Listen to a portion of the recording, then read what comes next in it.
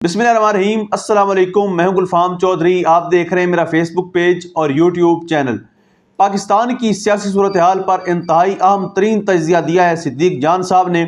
اور اس وقت پاکستان کی سیاست کے اندر جو حقائق ہیں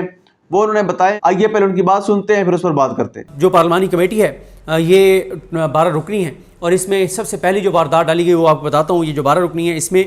جو نوٹیفیکیشن ہوا اس کے مطابق اس میں تھے راجہ پرویز اشرف، نوید قمر، فاروق ایچ نائک، خواجہ آصف، احسن اقبال، شائستہ پرویز ملک، اعظم نذیر تارڑ، کامران مرتضیٰ، بیرسٹر گوہر، صاحبزادہ حامد رضا، بیرسٹر علی ظفر، رانا انصار۔ اچھا، یہ ہیں ممبرز۔ حکومت نے سب سے پہلی واردات یہ ڈالی کہ انہوں نے کیونکہ 2/3 اکثریت سے فیصلہ ہونا ہے، تو حکومت نے اپنے آپ کو ہی اس میں 2/3 دے دی،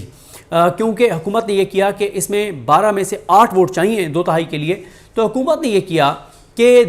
2/3 لینے کے لیے انہوں نے متناسب نمائندگی کے مطابق سیٹیں دی،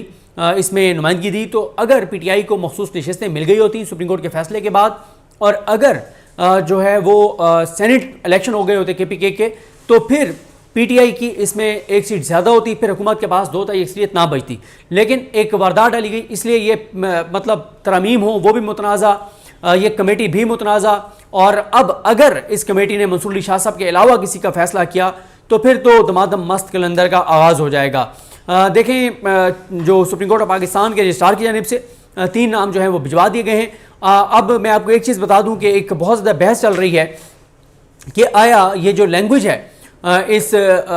جو نئی آئینی ترمیم ہے، اس لینگویج کے مطابق جو بات ہے کہ اگر جو تیسرے جج ہیں یحییٰ افریدی صاحب، ان کو یہ کمیٹی ان کی اپروول دیتی ہے اور وہ انکار کر دیتے ہیں، تو جو لینگویج ہے اس میں جو ایک ڈسکشن ہے کہ کون پھر ہوگا، جو پہلے 2 ہیں ان میں سے کسی کو آفر کیا جائے گا یا جسٹس امین الدین خان جو 4تھے نمبر والے ہیں ان کو آفر کیا جائے گا۔ اس حوالے سے کل رات میری بات ہوئی، جو خالد جاوید خان صاحب سابق اٹارنی جنرل پاکستان عمران خان صاحب کے دور میں اٹارنی جنرل پاکستان تھے، ان سے بات ہوئی۔ انہوں نے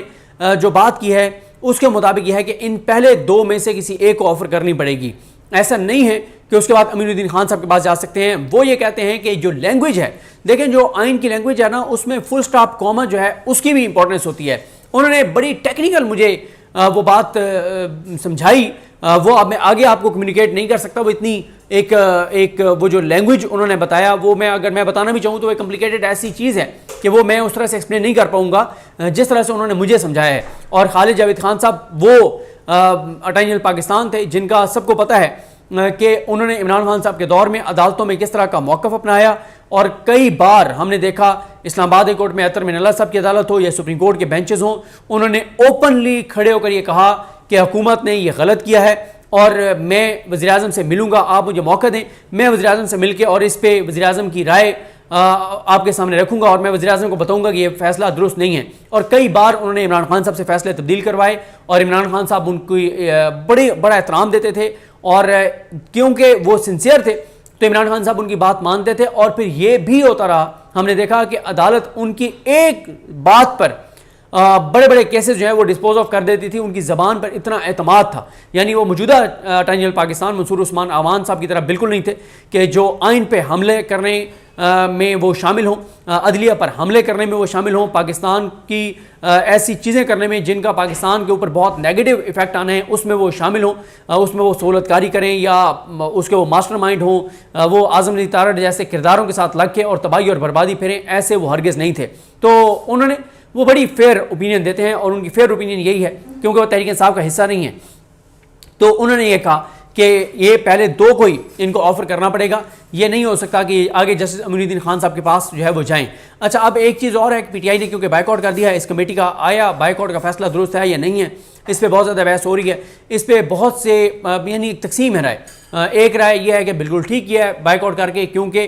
جب ان آئینی ترمیم کو ہی آپ نہیں مان رہے، اس پروسیس کو ہی نہیں مان رہے، اور آپ سمجھتے ہیں کہ سینئر موسٹ جج کو ہی بننا چاہیے، تو پھر آپ کیوں اس کمیٹی میں بیٹھے ہیں۔ دوسری رائے یہ ہے کہ نہیں، آپ کو کمیٹی میں جانا چاہیے تھا، آپ کو وہاں پہ اگر آپ کو منصور علی شاہ صاحب کا نام دینا چاہیے تھا، آپ کو ایجیٹیٹ کرنا چاہیے تھا، آپ کو وہاں پہ پوری بات کرنی چاہیے تھی، آپ کو وہاں جا کے ریٹن دینا چاہیے تھا، آپ کو وہاں جا کے اور ایسا ریٹن نوٹ دینا چاہیے تھا جو اس کمیٹی کے ریکارڈ کا حصہ بن جاتا، کل کو جب عدالتوں میں کیس آئے گا تو وہ کام آتا۔ آپ کو بتانا چاہیے تھا کہ کیسے قاضی فائز عیسیٰ اور اس حکومت نے مل کے اور پاکستان کے ساتھ کیا کیا ہے، عدلیہ کے ساتھ کیا کیا ہے، ان آئینی ترمیم میں کیا کیا ہے، آپ کو یہ ساری باتیں بتانی چاہیے تھیں. تو یہ ایک رائے تھی. لیکن ظاہر ہے ابھی بھی تحریک انصاف کے اندر ڈسکشن چل رہی ہے. ہو سکتا ہے تحریک انصاف کے ممبرز چلے جائیں اور اپنے فیصلے کو ریویو کر لیں، کیونکہ اس وقت بڑی اسٹرانگ اوپینین ہے. کیونکہ وہ جیسے حسنات ملک صاحب نے کہا کہ بیرسٹر علی ظفر صاحب سے ان کی بات ہوئی، انہوں نے کہا کہ پھر اس حساب سے تو آپ پھر کل کو جوڈیشل کمیشن میں بھی نہیں بیٹھیں گے، اس حساب سے تو آپ کو پھر پارلیمنٹ میں بھی نہیں بیٹھنا چاہیے. تو میری اپنی یہ رائے ہے کہ پی ٹی آئی کو اس میں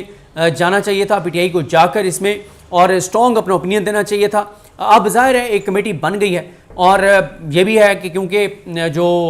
مولانا فضل الرحمان صاحب ہیں ان کی ادھر سے یہ تاثر ہے پی ٹی آئی کو کہ مولانا فضل الرحمان صاحب کو کمٹمنٹ دی اس حکومت نے کہ منصور علی شاہ صاحب ہی چیف جسٹس پاکستان جو ہیں وہ ہوں گے. تو اگر چیف جسٹس پاکستان منصور علی شاہ صاحب ہی ہوں گے تو تحریک انصاف کو وہاں پہ ہونا چاہیے تھا. بہرحال تحریک انصاف کا یہ فیصلہ ہے. دونوں سائڈوں پہ بڑے اسٹرانگ دلائل ہیں، بائیکاٹ کے حق میں بھی بڑے اسٹرانگ دلائل ہیں، بائیکاٹ نہ کرنے کے حق میں بھی اسٹرانگ دلائل ہیں. فیصلہ تحریک انصاف کو کرنا ہے، اور یہ وہ فیصلہ ہے جس میں دونوں طرف کیونکہ اسٹرانگ آرگومنٹس ہیں. تو بہرحال جو بھی تحریک انصاف کا فیصلہ ہوگا، اب اس فیصلے کا ویسے تو تحریک انصاف وہاں جائے بھی تو کوئی اثر تو نہیں ہے، کیونکہ 8 ووٹ حکومت نے اپنے پورے کیے ہوئے ہیں. لیکن بات یہ ہوتی ہے کہ کئی چیزیں آپ تاریخ میں رقم کروانے کے لیے آپ کہتے ہیں تاریخ میں ویسے بھی ایسے بھی رقم ہو جائے گا، لیکن یہ فیصلہ تحریک انصاف کو کرنا تھا. تحریک انصاف کر چکی ہے، بدلتی ہے، فیصلہ نہیں بدلتی، یہ پتہ چل جائے گا. اب ایک اور بات یہ بہت زیادہ ہو رہی ہے کہ اگر منصور علی شاہ صاحب نہیں بنتے اور یحییٰ آفریدی صاحب کا نام آتا ہے تو اس پہ میں نے خالد جاوید خان صاحب سے پوچھا. میں نے کہا جی آپ ججز کو بڑا آپ قریب سے جانتے ہیں، تو آپ بتائیں کہ یحییٰ آفریدی صاحب کو اگر بناتے ہیں تو وہ قبول کریں گے؟ انہوں نے کہا جی یحییٰ آفریدی صاحب کسی صورت بھی چیف جسٹس پاکستان بننا قبول نہیں کریں گے. انہوں نے کہا جتنا میں یحییٰ آفریدی صاحب کو جانتا ہوں کبھی بھی وہ چیف جسٹس پاکستان جو ہیں وہ نہیں بنیں گے، اور اس کے بعد پہلے 2 میں سے ہی وہ کرنا پڑے گا. اور اگر یہ امین الدین خان صاحب کو کرتے ہیں پھر تو جو تحریک اگر آپ کہیں کہ 100 کی سپیڈ پہ چلنی تھی وہ 140 کی سپیڈ پہ چلے گی. اتنی شدید جو ہے وہ مزاحمت ہوگی اور بہت سخت اس کے اوپر ری ایکشن آئے گا وکلا کا. اور میں بتا چکا ہوں کہ وکلا اب ایجیٹیشن کریں گے، وکلا لڑیں گے. پہلے وکلا کو ایک تسلی تھی کہ مولانا فضل الرحمان صاحب اس آئینی ترمیم کو ناکام بنوا دیں گے، وہ نہیں ہوا. تو اب وکلا جو ہے اس کے اوپر ری ایکٹ کریں گے، اور اگر منصور علی شاہ صاحب ہی بن جاتے ہیں تو یہ بہرحال مولانا صاحب کا جو میں بار بار کہتا ہوں کہ میں 70% ان کو ابھی بھی اس مسودے کے ساتھ بھی کریڈٹ دیتا ہوں، تو پھر ان کا کریڈٹ 95% ہو جائے گا. 5% ان پہ تنقید برقرار رہے گی مولانا صاحب پر، کیونکہ میری ذاتی طور پر رائے یہ ہے کہ مولانا صاحب نہ جاتے تو یہ آئینی ترمیم نہیں ہو سکتی تھی. گو کہ رات کو سلمان قناجہ صاحب نے جو شاہ زیب خانزادہ کے پروگرام میں بات کی ہے اس میں انہوں نے کیٹیگوریکل کہہ دیا کہ مولانا فضل الرحمان صاحب نے ہمیں کہہ دیا تھا کہ انہوں نے تو آئینی ترمیم کروانی ہے، ہم ساتھ جائیں گے تو چیزیں کچھ تھوڑی سی نرم ہو جائیں گی، نہیں جائیں گے تو وہ پرانا جو پہلا مسودہ ہے جس میں ملٹری کورٹس بھی تھیں، ججز کے ٹرانسفر پوسٹنگ بھی تھی، آئینی عدالت بھی تھی، قاضی فائز عیسیٰ بھی تھا، تباہی بھی تھی، بربادی بھی تھی، تو وہ سارا کچھ ہو جائے گا. تو یہ اس لیے. اور پھر ایک تاثر یہ بھی انہوں نے دیا سلمان قناجہ صاحب نے کہ مولانا صاحب نے کہا کہ میرے بندے بھی ٹوٹ گئے ہیں، آپ کے بندے بھی ٹوٹ گئے ہیں، تو جب ہمارے بندے ٹوٹ گئے ہیں تو ہم ساتھ نہ بھی جائیں تو انہوں نے کروا لینی ہے، تو کیوں نہ ہم ان کے ساتھ جا کے اور چیزوں کو کچھ بہتر کر لیں. باقی یہ بات بہت زیادہ ہو رہی ہے کہ یہ منیب اختر صاحب اور منصور صاحب کیا کریں گے اگر یحییٰ آفریدی صاحب بن جاتے ہیں، یہ تینوں کیا کریں گے. یحییٰ صاحب کا تو میں آپ کو بتا چکا ہوں کہ ان کے بارے میں یہ ہے کہ وہ ایکسیپٹ نہیں کریں گے. ان 2 کے بارے میں اگر کوئی یہ سمجھتا ہے کہ یہ مستعفی ہو جائیں گے تو میرا نہیں خیال کہ یہ مستعفی ہوں گے. اور یہ بات بھی میں نے خالد جاوید خان صاحب سے پوچھی تو اس پہ بھی انہوں نے مجھے یہی کہا کہ بالکل یہ دونوں جج مستعفی نہیں ہوں گے اور ان کو ہونا بھی نہیں چاہیے. اور باقی میں نے آپ کو بتایا ہے کہ وکلا بھی سڑکوں پر ہوں گے، تحریک انصاف بھی سڑکوں پر ہوگی، اور بہت سخت جو ہے وہ ری ایکشن ہوگا. کیونکہ دیکھنا کوئی اس حوالے سے آئین خاموش ہے کہ اگر 3 نام آئیں گے تو کس بنیاد پر کسی جج کو منتخب کیا جائے گا نام چیف جسٹس پاکستان کے لیے، اس کی کریڈیبلٹی کے اوپر، اس کے فیصلوں کے اوپر. مطلب کوئی کرائٹیریا اس وقت تک نہیں بنایا گیا کہ کس کرائٹیریا کے اوپر جو ہے وہ آپ جو ہے وہ بنائیں گے. یہ کوئی کرائٹیریا جو ہے وہ طے نہیں ہے. تو اس لیے یہ جو بھی کریں بہت سخت ری ایکشن آئے گا اگر منصور علی شاہ صاحب کے علاوہ کسی کو بنایا، اور اس حکومت کی کانپیں ٹانگیں گی اور اس حکومت کے لیے مشکلات بڑھیں گی. تو دیکھتے ہیں جی کس طرف چیزیں بڑھتی ہیں. جی بالکل، جس طرح سے آپ نے سنا صدیق جان صاحب نے بڑے مفصل انداز میں بتایا کہ کس طرح سے پاکستان کی سیاسی صورتحال جو ہے وہ بدلنے جا رہی ہے، اور آئندہ آنے والے جو دن ہیں وہ سیاست میں کتنے اہم ہیں. اللہ پاک وطن عزیز کا حامی و ناصر ہو. پاکستان زندہ باد.